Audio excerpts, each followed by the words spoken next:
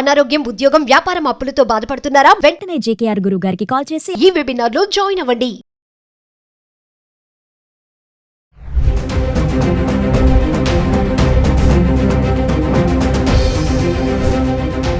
Hi hello నమస్తే, welcome back to Suman TV. ప్రస్తుతం మనతో పాటు ఉన్నారు సీనియర్ పోలీస్ ఆఫీసర్ రెడ్డన్న గారు. సార్తో మాట్లాడదాం. నమస్తే సార్. నమస్కారం అండి. సార్, ఈ మధ్యకాలంలో చూసుకుంటే బయట అమ్మాయిల పైన అఘాయిత్యాలు అనేవి చూస్తున్నాం. అలానే ఫారినర్స్ అంటే ఇక్కడికి వస్తూ ఉంటారు, వాళ్ళు విజిటింగ్ అనో సమ్ దేనికోసం అని చెప్పి వాళ్ళపైన కూడా అఘాయిత్యాలు జరుగుతున్నాయి. రీసెంట్గా చూసుకుంటే జర్మన్ అమ్మాయి పైన, మళ్ళీ మనం హంపీలో కూడా చూసుకున్నాం ప్రీవియస్ కూడా.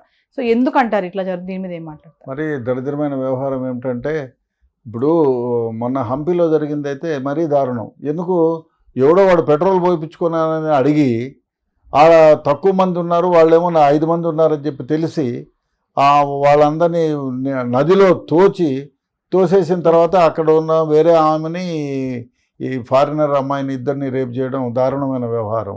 ఇమీడియట్గా అరెస్ట్ చేశారనుకోండి. ఇట్లాంటి కేసుల్లో అదొకటి. ఇక్కడ ఈ జర్మన్ అమ్మాయి మరీ దరిద్రమైన వ్యవహారం కదా. ఆ అమ్మాయి వచ్చింది ఏదో పాపం చూడడానికి. ఇక్కడ వస్తే ఈ మైనర్లు 5 మంది మైనర్లు కూర్చొని ఉన్న కారులో ఈమె ఫ్రెండ్ ఇద్దరు ఉంటే, బహుశా నాకు ఎందుకో నమ్మశక్యం కానంత ఇదిగా ఎట్లా నమ్మింది ఆ అమ్మాయి. వాళ్ళు తీసుకుపోయి అది చూపిస్తాను ఇది చూపిస్తానని చెప్పి అదేదో చాట్లు అవి బజార్ మిఠాయిలు ఏదో తినిపించి వాళ్ళందరినీ దించినప్పుడైనా ఆ అమ్మాయికి అనుమానం రాలేదా? చూపిస్తాను. తన స్నేహితుడిని ఎందుకు వదిలిపెట్టింది ఆమె? మరి ఇంత దారుణంగా ఆ అమ్మాయి నమ్మి. ఎందుకంటే ఫారినర్స్ చాలామంది కొంచెం దే బిలీవ్ పీపుల్ అండి, ఫ్రెండ్లీ నేచర్గా ఉంటారు కాబట్టి, ఎక్కువ ఫ్రెండ్లీ నేచర్ కాబట్టి మనకు అది లేదు. సో ఎక్కువ ఫ్రెండ్లీ నేచర్గా ఉన్నాము, మనల్ని ఏం కాదులే అనేటువంటి ఆమె నమ్మి కారులో కూర్చుంటే వాడు తీసుకెళ్ళి భయపెట్టి అత్యాచారం చేయడం నిజంగా దారుణం. ఇటువంటి వ్యక్తులు ఎవరైనా కానీ చాలా కఠినమైన శిక్షలు పడాలి. ఇట్లాంటి కేసులు ఏమైనా ఉన్నా కూడా ఇమ్మీడియట్గా, ఇప్పుడు పాపం ఆమె జర్మనీకి వెళ్ళిపోతే మళ్ళీ ఎవిడెన్స్కి రావాలంటే రాలేదు, who will pay for her? అదే కాకుండా ఆమెకి సంబంధించిన ఎవిడెన్స్ ఒకటి 164గా రికార్డింగ్ చేయాలి. అదే కాకుండా అట్లా ఏమైనా ఉంటే కూడా వర్చువల్గానే ఆమె దగ్గర ఎవిడెన్సెస్ కలెక్ట్ చేయాలి. ఇటువంటి కేసుల్లో ఇమ్మీడియట్గా ఛార్జ్షీట్ వేసి ఫాస్ట్ ట్రాక్ కోర్టులో పెట్టి ఇటువంటి వాళ్ళకి ఉరి శిక్ష వేసినా తక్కువే నాకు చెప్తే. ఎందుకంటే ఇట్లాంటి జరిగితే మన దేశ ప్రతిష్ట నాశనం అయిపోతుంది. సమాజం అంతా చూస్తూ ఉండగానే సాయంత్రం పూట ఇట్లా ఆమెని రేప్ చేశారంటే డెఫినెట్గా ఇటువంటి కేసుల్లో కఠినమైన శిక్షించాలి. ఒక స్పెషల్ కోర్టును ఒకటి కాన్స్టిట్యూట్ చేయాలండి ఇట్లాంటి దాన్ని. వాళ్ళు మైనర్లు అని అంటున్నారు కదా సార్, మరి శిక్షలు ఎలా ఉంటాయి మైనర్స్ అయితే? మైనర్ కాదు, వీడు పెద్దవాడే, మిగతా పిల్లలు మైనర్స్. వీడు ఈజ్ మేజరే, ఈజ్ అబౌవ్ 18 years. సో పిల్లలు, వీడు కార్ డ్రైవింగ్ ఉంది, డ్రైవింగ్ లైసెన్స్ ఉందంటే definitely he must be above 18 years. వాంతో వచ్చిన పిల్లలు 10 to 9 to 15, 18 years అంటున్నారు. కాబట్టి డెఫినెట్గా ఇటువంటి కేసుల్లో డెఫినెట్గా దేశ ప్రతిష్టకి, అదే కాకుండా ఇంకోసారి హైదరాబాద్కు రావాలంటే కూడా వెనక ముందు చూస్తారు. అరే ఊరికే నమ్మి ఎవరితో మాట్లాడదు. ఇప్పుడు సోషల్గా ఉండేవాళ్ళు ఎవరితో మాట్లాడద్దని ముడుచుకొని కూర్చునే పరిస్థితి ఏర్పడుతుంది. దేశ ప్రతిష్టకు, రాష్ట్ర ప్రతిష్టకు భంగం. కాబట్టి గవర్నమెంట్ డెఫినెట్గా ఒక ప్రత్యేకమైన శ్రద్ధ తీసుకొని ఇటువంటి కేసుల్లో ఇమ్మీడియట్గా పోలీసులు కూడా ఛార్జ్షీట్ వేయాలి. స్పెషల్గా శ్రద్ధ తీసుకొని ఇటువంటి కేసుల్లో ఫాస్ట్ ట్రాక్ కోర్టును ఒకటి కాన్స్టిట్యూట్ చేసి కేసులు పెట్టి ఇమ్మీడియట్గా ఒక 2-3 నెలల్లోనే వాడికి జైలు శిక్ష వచ్చేటట్టు చేయాలి. అంటే మామూలుగా మన దగ్గర జరిగితేనే లేట్గా ఉంటుంది కదా సార్ ప్రాసెస్. మరి ఫారినర్స్ పైన ఇట్లాంటివి జరిగినప్పుడు ఏమైనా ఫాస్ట్గా మూవ్ అవుతాయా కేసెస్? ఇప్పుడు అదే నేను చెప్పాను, ఇమ్మీడియట్గా ఒక ఫాస్ట్ ట్రాక్ కోర్టుని కాన్స్టిట్యూట్ చేసి కేసులు ఇమ్మీడియట్గా ఛార్జ్షీట్ వేయాలి. 90 days లోపల అంటున్నారు, కానీ ఇమీడియట్గా కూడా 1 month లోపల. ఇంక విట్నెసెస్ ఏం ఎగ్జామినేషన్ లేదు కదా, ఉన్న విట్నెస్ని ఎగ్జామిన్ చేసుకొని కారులో ఎక్కించుకునింది ఉంది, తిప్పింది ఉంది, సీసీ ఫుటేజ్లు ఉన్నాయి. ఆ అమ్మాయి అక్కడి నుంచి తీసుకెళ్ళింది ఉంది. ఆ అమ్మాయిని రేప్ చేసింటే సమన్ ఉంటుంది, సమన్ కలెక్ట్ అయి ఉంటుంది. ఇమీడియట్గా పోలీస్ స్టేషన్కి వెళ్ళారు కాబట్టి ఇవన్నీ ఉంటాయి. కాబట్టి there are scientific way of investigation అయితే ఉంది.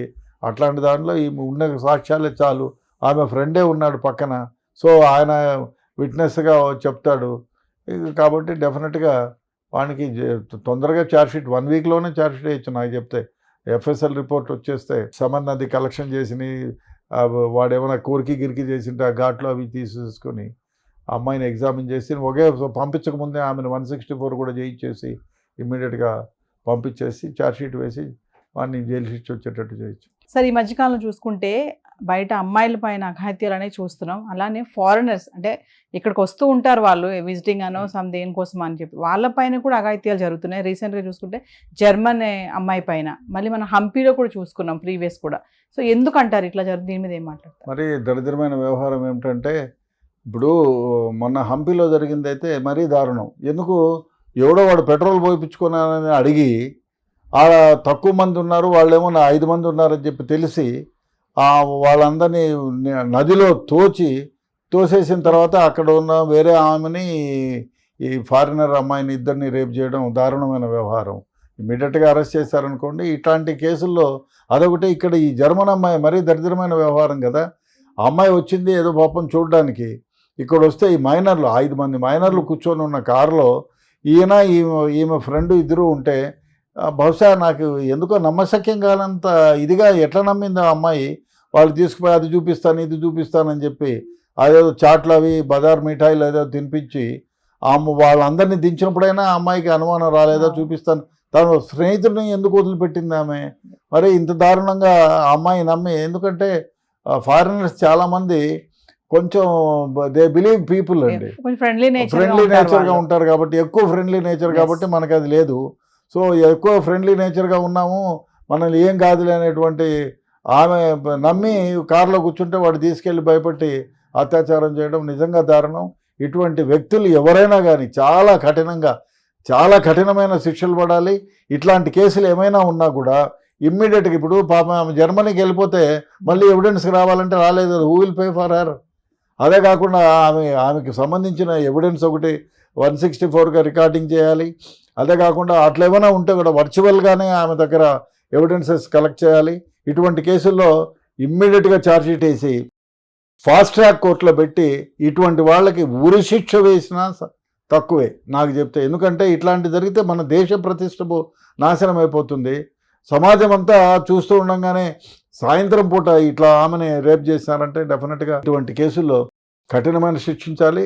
ఒక స్పెషల్ కోర్టును ఒకటి కాన్స్టిట్యూట్ చేయాలండి ఇట్లాంటి దాన్ని. వాళ్ళు మైనర్లు అని అంటున్నారు కదా సార్, మరి శిక్షలు ఎలా ఉంటాయి మైనర్స్ అయితే? మైనర్ కాదు, వీడు పెద్దవాడే, మిగతా పిల్లలు మైనర్స్. వీడు ఈజ్ మేజరే, ఈజ్ అబౌవ్ 18 years. సో పిల్లలు వీడు కార్ డ్రైవింగ్ ఉంది, డ్రైవింగ్ లైసెన్స్ ఉందంటే definitely he must be above 18 years. వాంతో వచ్చిన పిల్లలు 10 to 9 to 15 18 years అంటున్నారు. కాబట్టి డెఫినెట్గా ఇటువంటి కేసుల్లో డెఫినెట్గా దేశ ప్రతిష్టకి, అదే కాకుండా ఇంకోసారి హైదరాబాద్కు రావాలంటే కూడా వెనక ముందు చూస్తారు. అరే ఊరికే నమ్మి ఎవరితో మాట్లాడదు. ఇప్పుడు సోషల్గా ఉండేవాళ్ళు ఎవరితో మాట్లాడద్దని ముడుచుకొని కూర్చునే పరిస్థితి ఏర్పడుతుంది. దేశ ప్రతిష్టకు రాష్ట్ర ప్రతిష్టకు భంగం. కాబట్టి గవర్నమెంట్ డెఫినెట్గా ఒక ప్రత్యేకమైన శ్రద్ధ తీసుకొని ఇటువంటి కేసుల్లో ఇమ్మీడియట్గా పోలీసులు కూడా ఛార్జ్షీట్ వేయాలి. స్పెషల్గా శ్రద్ధ తీసుకొని ఇటువంటి కేసుల్లో ఫాస్ట్ ట్రాక్ కోర్టును ఒకటి కాన్స్టిట్యూట్ చేసి కేసులు పెట్టి ఇమ్మీడియట్గా ఒక 2-3 నెలల్లోనే వాడికి జైలు శిక్ష వచ్చేటట్టు చేయాలి. అంటే మామూలుగా మన దగ్గర జరిగితేనే లేట్గా ఉంటుంది కదా సార్ ప్రాసెస్. మరి ఫారినర్స్ పైన ఇట్లాంటివి జరిగినప్పుడు ఏమైనా ఫాస్ట్గా మూవ్ అవుతాయా కేసెస్? ఇప్పుడు అదే నేను చెప్పాను, ఇమ్మీడియట్గా ఒక ఫాస్ట్ ట్రాక్ కోర్టుని కాన్స్టిట్యూట్ చేసి కేసులు ఇమ్మీడియట్గా ఛార్జ్షీట్ వేయాలి. 90 days లోపల అంటున్నారు, కానీ ఇమ్మీడియట్గా కూడా 1 month లోపల. ఇంక విట్నెసెస్ ఏం ఎగ్జామినేషన్ లేదు కదా, ఉన్న విట్నెస్ని ఎగ్జామిన్ చేసుకొని కారులో ఎక్కించుకునింది ఉంది, తిప్పింది ఉంది, సీసీ ఫుటేజ్లు ఉన్నాయి. ఆ అమ్మాయి అక్కడి నుంచి తీసుకెళ్ళింది ఉంది. ఆ అమ్మాయిని రేప్ చేసింటే సమన్ ఉంటుంది, సమన్ కలెక్ట్ అయి ఉంటుంది. ఇమీడియట్గా పోలీస్ స్టేషన్కి వెళ్ళారు కాబట్టి ఇవన్నీ ఉంటాయి. కాబట్టి there are scientific way of investigation అయితే ఉంది. అట్లాంటి దాంట్లో ఈ ఉన్న సాక్ష్యాలే చాలు. ఆమె ఫ్రెండే ఉన్నాడు పక్కన, సో ఆయన విట్నెస్గా చెప్తాడు. కాబట్టి డెఫినెట్గా వానికి తొందరగా ఛార్జ్షీట్ 1 weekలోనే ఛార్జ్షీట్ వేయచ్చు. నాకు చెప్తే FSL రిపోర్ట్ వచ్చేస్తే సమన్ అది కలెక్షన్ చేసి వాడు ఏమైనా కోరిక గిరికి చేసింటే ఆ ఘాట్లో అవి తీసేసుకొని అమ్మాయిని ఎగ్జామిన్ చేసి ఒకే పంపించకముందే ఆమెను 164 కూడా చేయించేసి ఇమ్మీడియట్గా పంపించేసి ఛార్జ్షీట్ వేసి వాడిని జైలు శిక్ష వచ్చేటట్టు చేయొచ్చు. Thank you sir.